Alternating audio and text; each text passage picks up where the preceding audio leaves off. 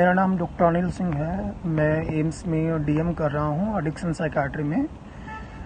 तो मेरा आज जो वीडियो बनाने का जो मुख्य उद्देश्य ये है कि आज 31 मई को वर्ल्ड नो टोबैको डे मनाया जाता है। उसका मेन पर्पज़ ये होता है कि लोगों में जागरूकता फैलाई जाए तंबाकू से होने वाले नुकसानों के बारे में और उनसे कैसे बचाया जाए, क्योंकि तंबाकू पूरे विश्व में लगभग 80 लाख लोगों की मृत्यु का कारण बनता है एक साल में।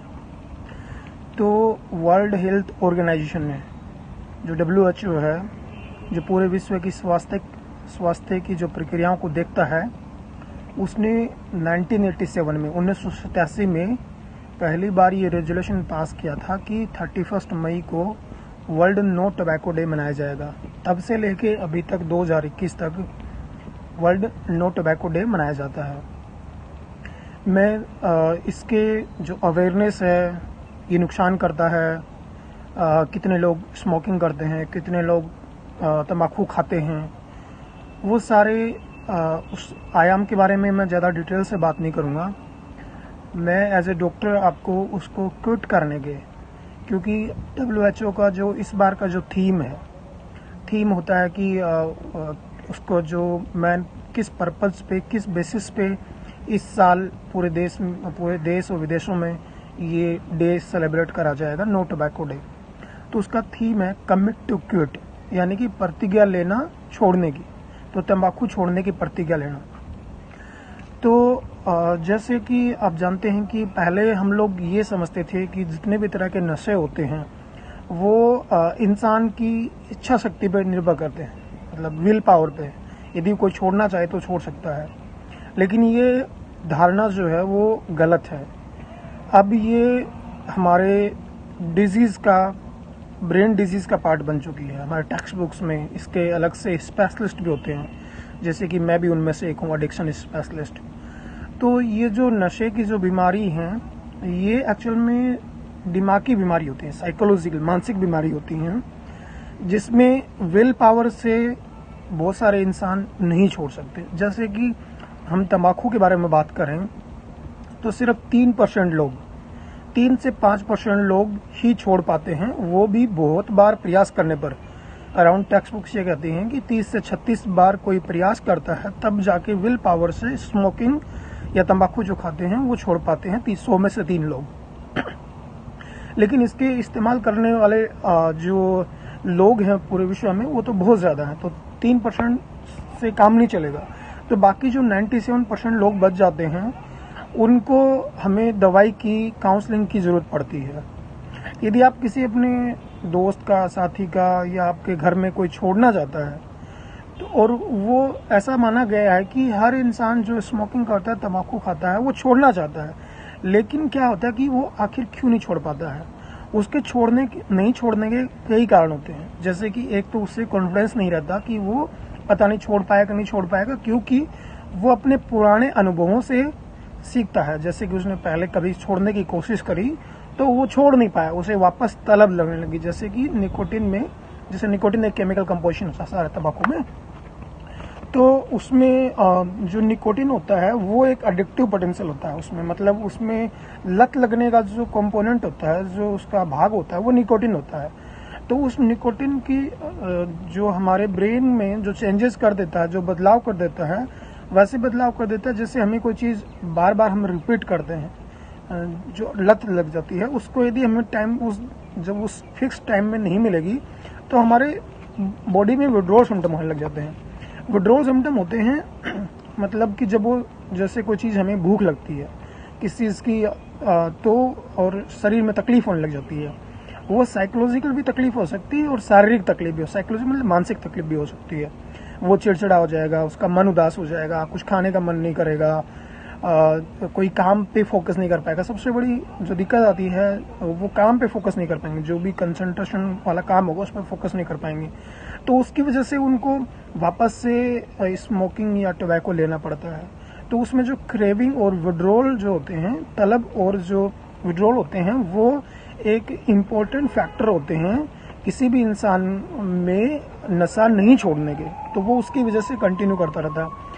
और भी एडिक्शन का जब भी डायग्नोसिस बनाया जाता है कि एडिक्शन है कि नहीं है, तो उसके 6 क्राइटेरिया होते हैं, उसमें से 3 क्राइटेरिया फुलफिल करने चाहिए।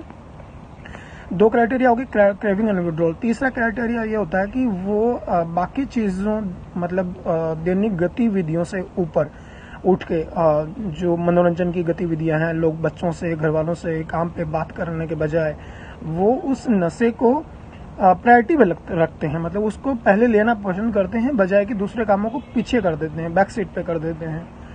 तो इस तरह से इसमें कोई मतलब इस तरह के 3 सिम्टम होंगे तो उसको एडिक्शन में आ जाता है। तो मुख्यतः 3 रीजन होते हैं, 2 रीजन होते हैं क्रेविंग विड्रॉल, जिसकी वजह से इंसान बार बार लेता है।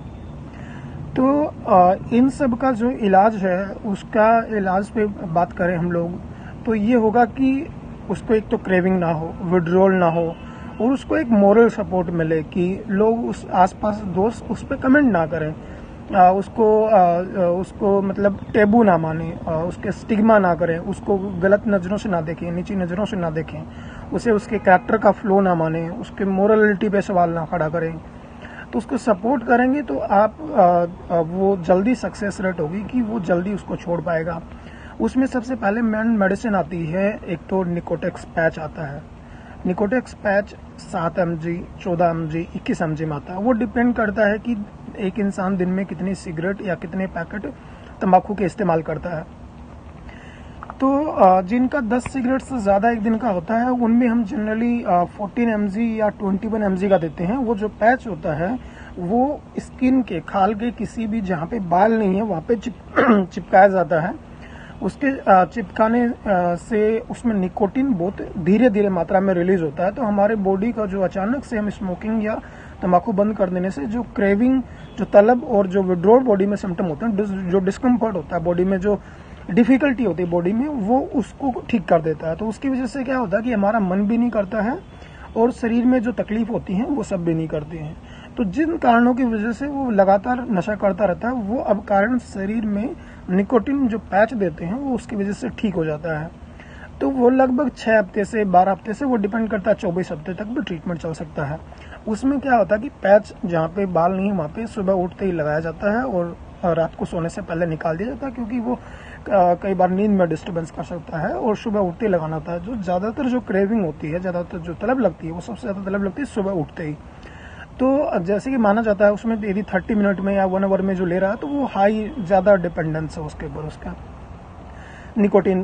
ये हो गया, पैच हो गया। निकोटिक्स गम आती हैं 2 mg की, 4 mg की, उसको चबाने के तरीके उसके पैकेट के ऊपर लिखे रहते हैं, तो उनको आप इस्तेमाल कर सकते हैं। लोजेंजेस होती हैं, नेजल स्प्रे होते हैं, लेकिन कॉमनली यूज आप निकोटेक्स पैच और निकोटेक्स गम ले सकते हैं। अब जो ये US FDA अप्रूव्ड है, मतलब कि ये रिकॉग्नाइज मेडिसिन है, जैसे कि बाकी बीमारियों के लिए इस्तेमाल होता है, ऐसे ही निकोटिन जो डिपेंडेंस की जो बीमारी है, जो लत की जो बीमारी है, उसके लिए इस्तेमाल होती है। और हमारी टेक्स्ट बुक्स ये कहती हैं कि सारे रिसर्च पेपर ये कहते हैं पूरे वर्ल्ड वाइड में कि ये under utilise medicine. Under utilise का मतलब होता है कि लोग इसका इस्तेमाल ही नहीं करते हैं, मतलब ये धरी की धरी रह जाती हैं, और इसकी वजह से लोग नशा नहीं छोड़ पाते हैं। और तो दूसरा 2 मेडिसिन और हैं जिसमें वर्निक्लिन आती है। वर्निक्लिन USA बेस्ड कंपनी की बनी हुई है, उसमें चैम्पैक्स नाम से ब्रांड नेम आता है। वर्निक्लिन जो होती है उसको ऐसा होता है कि 0.5 mg की 3 दिन तक ली जाती है, और फिर 4 दिन से 7 दिन तक 0.5 mg की 2 टाइम ली जाती है, और 1 mg उसके बाद 7 दिन 8वें दिन से 1 mg बीडी चलाई जाती है। इसको यदि डॉक्टर की देखरेख में लिया जाए वर्निक्लिन को तो ज़्यादा बेहतर रहता है, क्योंकि इसके कुछ न्यूरोसाइकियाट्रिक साइड इफेक्ट भी होते हैं जो कि अभी लिमिटेड हो गए हैं, रिसर्च पेपर कंट्रोवर्शियल है उस पर। लेकिन वर्निक्लिन भी, चैम्पैक्स भी बहुत बेहतरीन दवाई है, जिससे तलब और कम होती है, और जो विड्रॉल होते हैं वो भी काफ़ी कम हो जाते हैं। उससे इंसान का जो क्षमता है, जो विल पावर है, या उसको छोड़ना चाहता है, तो वो उसके ऊपर कॉन्फिडेंस आ जाता है उसको कि हाँ वो छोड़ सकता है। तो जिसकी वजह से वो छोड़ नहीं पाता, वो अब उसको दिक्कत नहीं होती तो वो छोड़ देता है, और इसका भी लंबा ट्रीटमेंट चलता है। तीसरी निकोटेक्स पैच, निकोटेक्स गम आप ओवर द काउंटर किसी भी जो केमिस्ट की शॉप होती है उसको आप ऑर्डर दे देंगे तो वो आपको ला के दे सकता है, अरेंज कर सकता है। वर्निक्लिन भी आपको डॉक्टर की देखरेख में रहेंगे तो ज़्यादा बढ़िया रहेगा। तीसरा आता है बिप्रोपियोन, जो कि एंटी डिप्रेशेंट है, लेकिन मतलब वो उदासी दूर करने के लिए यूज इस्तेमाल हुई थी, लेकिन वो भी एक यूएस एफडीए अप्रूव्ड है, जो कि तंबाकू या निकोटीन या स्मोकिंग के इलाज करने के लिए दवाई का उपयोग होता है। इसमें बिप्रोपियोन 150 mg, 300 mg एक्सटेंडेड रिलीज या प्लेन या ये इस तरह की दी जाती है मेडिसिन। इसमें भी लंबा ट्रीटमेंट चलता है, वो डिपेंड करता है कि कब तक कंटिन्यू करना है। जब तक हम जो हमारा टारगेट है, जो स्मोकिंग कट डाउन करने का, स्टॉप करने का, उसमें स्टॉप करने का जो टारगेट रहता है वो हम अचीव करते हैं।